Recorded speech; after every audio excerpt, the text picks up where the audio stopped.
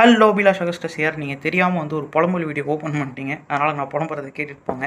So என்ன புலம்புற அளவுக்கு என்ன நடந்துச்சு அப்படின்னு கேட்டிங்கன்னா, எனக்கும் இந்த சார்ஜருக்கும் செட்டே ஆக மாட்டேங்குது.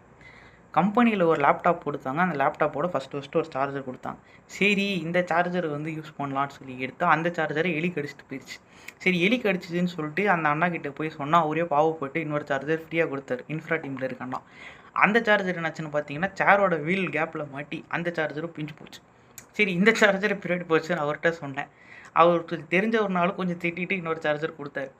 அந்த சார்ஜர் என்னாச்சுன்னு பார்த்தீங்கன்னா, ஒரு ஈவெண்ட்டுக்கு எடுத்துகிட்டு போகும்போது என் பேக்கோட அந்த சார்ஜரையும் சேர்த்து திருடிட்டாங்க. எனக்கு அந்த பேக்கில் நிறைய விஷயம் இருந்துச்சு. அதெல்லாம் போனதோட அந்த ஈவெண்ட்டுக்கு ஆக்சுவலாக சார்ஜரே தேவையில்லை. நான் போனது மேரத்தானுக்கு. ஏன் பேக்கில் சார்ஜர் எடுத்துன்னு போனோன்னு தெரியல.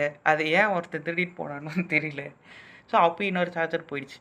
திருப்பி போய் கேட்டால் செருப்பால் அடிப்பாங்க அப்படின்னு சொல்லிட்டு இன்னொரு ஐடியா என்ன பண்ணேன்னா, சரி லேப்டாப்பில் கொஞ்சம் பிரச்சனையாக இருக்குது, லேப்டாப்பை மாற்றினா நமக்கு புது சார்ஜர் கிடைக்கும் அப்படின்னு சொல்லிட்டு லேப்டாப்பை போயிட்டு கொடுத்துட்டு புது லேப்டாப் வாங்கினேன்.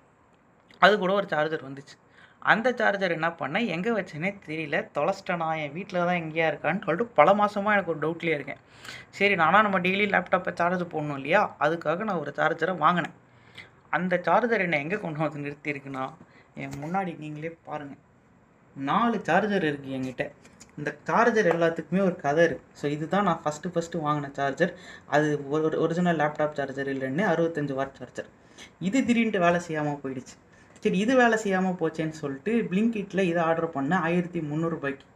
1300 ரூபாய்க்கு ஆர்டர் பண்ணி இது வேலை செய்யாமல் 25 வாட்டில் தான் சார்ஜ் ஆகுது. வேறு எவனா இருந்தால் ஏமாற்றிருப்பான்னு நினைக்கிறேன். நான் கரெக்டாக கண்டுபிடிச்சிட்டேன். 65 வாட்டில் இல்லை 25 வாட்டில் தான் சார்ஜ் ஆகுதுன்னு சொல்லிட்டு. சரி இதுக்கு ரீப்ளேஸ்மெண்ட் தரேன்னு சொல்லிட்டு இதை கொடுத்தா, ஆனால் இதை திரும்பி வாங்கிட்டு போகவே இல்லை. சரி இதாக ஒழுங்காக ஒர்க் ஆகுமாடா, எனக்கு ரீஃபண்டு தான் வேணும்னு கேட்டேன். இல்லை சார் இது கண்டிப்பாக ஒர்க் ஆகும், நீங்கள் போட்டுங்க, இல்லைனா வந்து ரீஃபண்டு தான் அப்படின்னா. இதை கொடுத்தா இதுவும் 25 வாட்டில் தான் சார்ஜ் ஆகுது. சரி என்னடா பண்ணுறதுன்னு சொல்லிட்டு அவங்ககிட்ட சண்டை மேலே சண்டை போட்டால் 2 மாதம் இழுத்தடிச்சு அதுக்கப்புறம் இப்போ தான் வந்து ரீஃபண்ட் பண்ணியிருக்கான். அவன் ரீஃபண்ட் பண்ண காசில் தான் கடைசியாக இப்போ இந்த சார்ஜர் வாங்கி நான் யூஸ் பண்ணிட்டுருக்கேன்.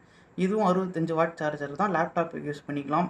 இதில் ஒரு 20 வாட் போர்ட்டு இருக்கும். அப்புறம் வந்து இன்னொன்று வந்து 25 ஆர் 18 வாட்டுன்னு நினைக்கிறேன், தெரியல எனக்கு. பட் இது வந்து நிறையா 3 ப்ராடக்ட் ஒரே நேரத்தில் சார்ஜ் பண்ணிங்கன்னா லேப்டாப்புக்கும் சூப்பராக ஒர்க் ஆகும்.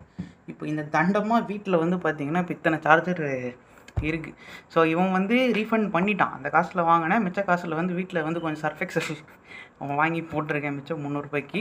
ஸோ யாருக்காச்சும் இந்த 2 சார்ஜர் வேணும்னா எனக்கு கமெண்ட் பண்ணுங்கள், நான் தரேன். இது நல்ல சார்ஜர் தான், ஆனால் 25 வாட்டில் தான் சார்ஜ் ஆகும். அவ்வளோதான் இந்த வீடியோக்கு. டேக் கேர், டூ அடி லவ் அடிடும்.